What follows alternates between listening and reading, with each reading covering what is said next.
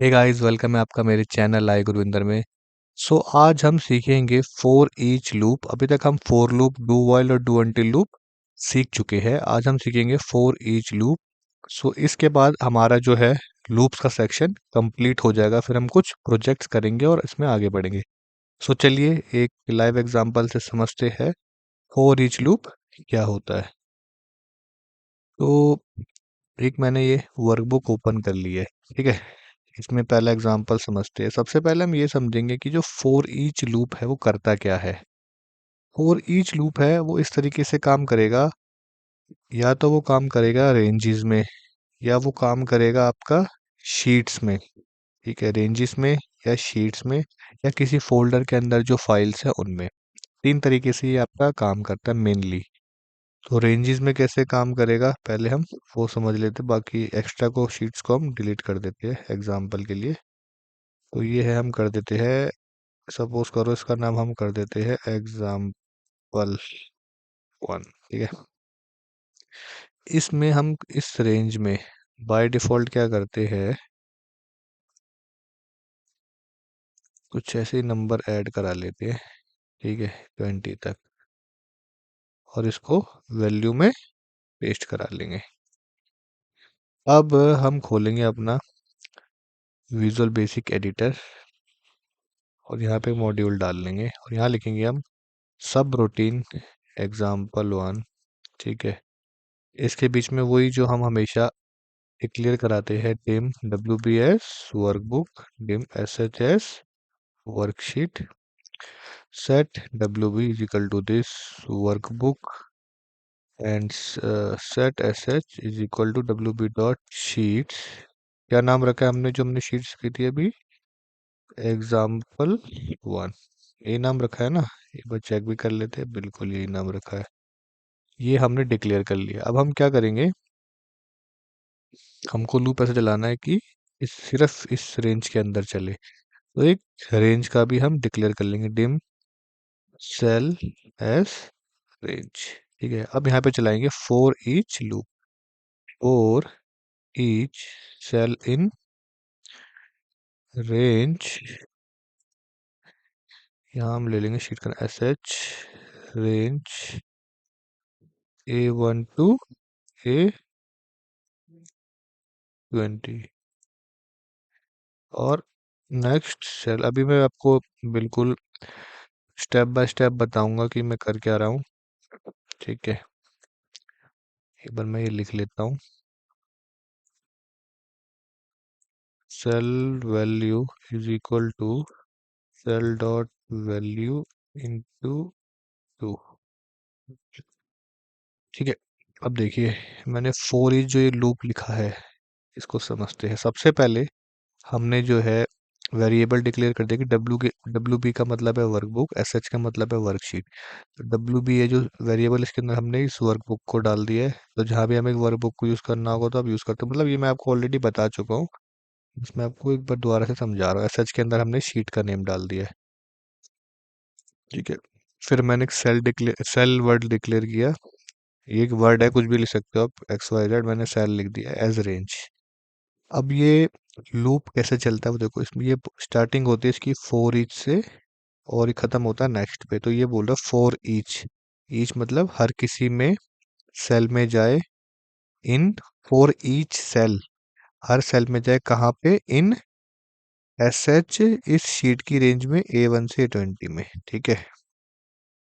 इसके बीच में ही अब ये चलेगा। तो ये क्या करेगा, हमने फिर इसके बाद क्या बोल दिया इसे, सेल की वैल्यू क्या है, सेल की वैल्यू क्या है, सेल वैल्यू जो है वो इनटू, मतलब वो इनटू कर दो 2 से। तो अभी सबसे पहले A1 पे आएगा तो इसकी वैल्यू वो इनटू कर देगा 2 से।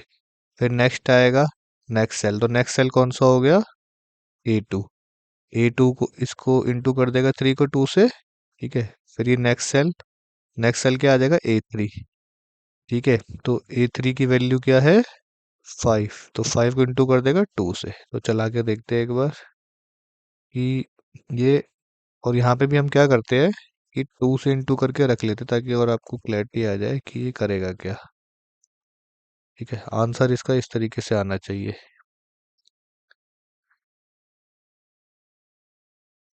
एक मिनट,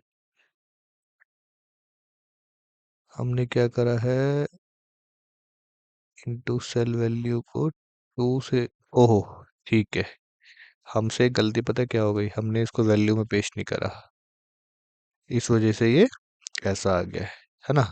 वो इसको इनटू से उठा दिया, कोई बात नहीं। क्या करेंगे हम, इसको वापिस करा लेंगे हम किससे, या एक मिनट, ये है ना, इसको डिवाइड करा देते हैं टू से, तो भी तो शायद आ ही जाएगा, तब है ना, ये देखो अब आप, तो ये एक्सेल में ऐसी प्रॉब्लम्स आती रहती है। तो ये लूप चला तो ये सारी इसने जो वैल्यूज है उसको टू से इनटू कर दिया है, ठीक है। तो ये तो बहुत ही सिंपल हमारा वो था, एक फोर ईच का एग्जाम्पल, ठीक है।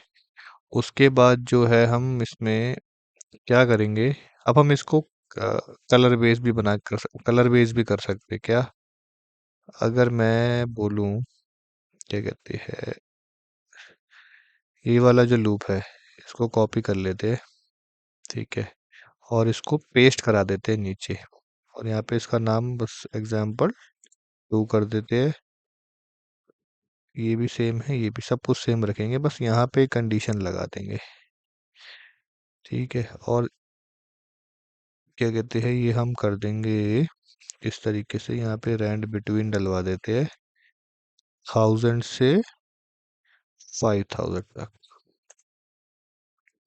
उसके बाद इसको हम करा देंगे वैल्यू में पेस्ट, ठीक है ना। और यहाँ पे हम कर देंगे रेफरेंस चेंज, क्योंकि हम सी, अब हम हमारे देखने की जो रेंज होगी ना वो ये वाली होगी, ठीक है। बस अब यहाँ पे हम इसकी जगह कंडीशन डाल देंगे, हम बोलेंगे if cell dot value greater than हो 2000 के, देन क्या हो, then cell dot interior dot colour क्या हो जाए, वीबी ग्रीन, ठीक है। Else cell dot interior dot colour हो जाए वीबी रेड, एंड इफ, ठीक है। तो ये क्या करेगा, पहले हर ईच के जो फोर ईच जो है, पहले C1 सेल में जाएगा, ये कंडीशन चेक करेगा और उस तरीके से कलर भरेगा, फिर नेक्स्ट ऐसे घूमता रहेगा, घूमता। ये हम फोर लूप से भी करा सकते हैं, डू वाइल से भी करा सकते हैं, डू अनटिल से भी करा सकते हैं, लेकिन एग्जाम्पल के लिए मैं आपको बिल्कुल बेस से समझा रहा हूँ, ठीक है। अब हम इसको चला देते हैं, ये देखो, ठीक है। तो ये हमारा फोर ईच चल गया है।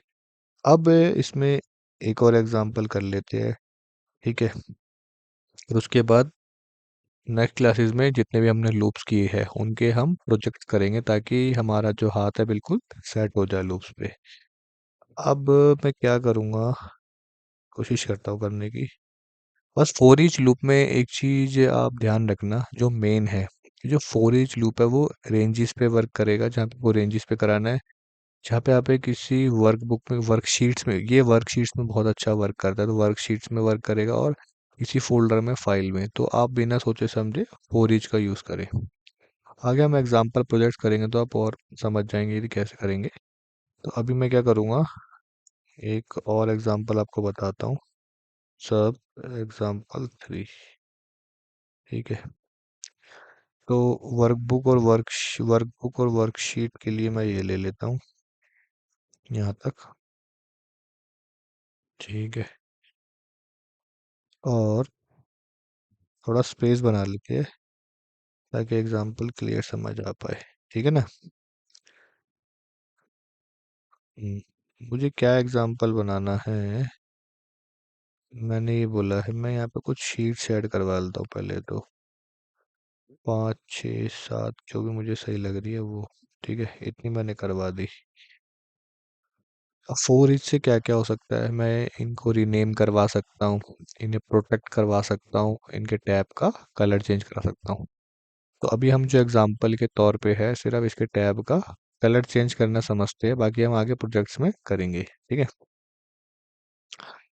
तो अभी मैंने ये सब कर दिया है। पहले मैंने वहाँ पे एक एक्स्ट्रा सेल जो है वो डिक्लेयर किया था। अभी हमें वर्कशीट पे काम करना है, तो हमें एक एक्स्ट्रा वर्कशीट डिक्लेयर करनी पड़ेगी वेरिएबल में, WS वर्कशीट, ठीक है।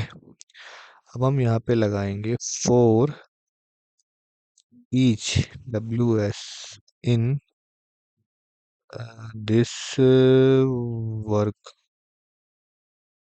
बुक डॉट वर्कशीट, ठीक है। और नेक्स्ट WS मैंने बोला, WS को मैंने पहले बता दिया कि हम अभी जो देखना चाह रहे हैं, देखो सबसे पहले हमें इसे बात बतानी पड़ेगी, इसलिए मैं एग्जांपल करा रहा हूँ। फॉर ईच WS को ये क्या समझेगा, वर्कशीट। हम वर्कशीट को देखना चाह रहे हैं कि इसमें इस वर्क बुक की सभी वर्कशीट्स में, ठीक है। बड़ी सिंपल सी बात है।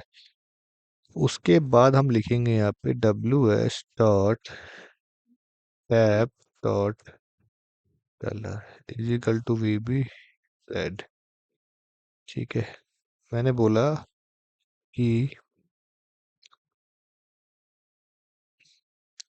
बड़ा सिंपल सा एग्जांपल है ये, कि हमने बोला फॉर ईच, हम हर उसमें किसको देखना चाहते हैं, इस वर्कशीट को, इस पूरे वर्कबुक के उसमें।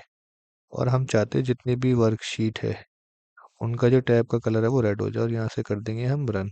अब देखते हैं जाके, ये देखो हो गया सब रेड। सो गाइस, ये था फॉर ईच लूप का एग्जांपल। सो आई होप आपको समझ आया होगा।